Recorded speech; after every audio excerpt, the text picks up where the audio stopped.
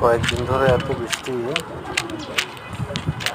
বৃষ্টি কিভাবে পড়ে? সারাটা দিন পেটের পেটের পেটের পেটের বৃষ্টি, এত বৃষ্টি মানে একটা মিনিট বৃষ্টি বন্ধ হয় না যে কবুতরগুলো একটু খাবার ছিটাই দিব। এখনও দেখেন নিচের পুরো মেঝেটাই ভিজা, এমন একটা জায়গা নাই যেখানে একটু ওদেরকে খাবার আমি ছিটাই দিতে পারবো। এই জন্য এভাবে খাওয়াইতে হচ্ছে। তো ওই ধরনের লাগাতার বেশি বৃষ্টি পড়লে আসলে কবুতর বা যে কোনো পোষা প্রাণীর জন্য একটু কষ্ট হয়ে যায়, যে কোনো ধরনের পানিবাহিত রোগ হয়ে যাইতে পারে। তো এটা আশঙ্কার মধ্যে আছি।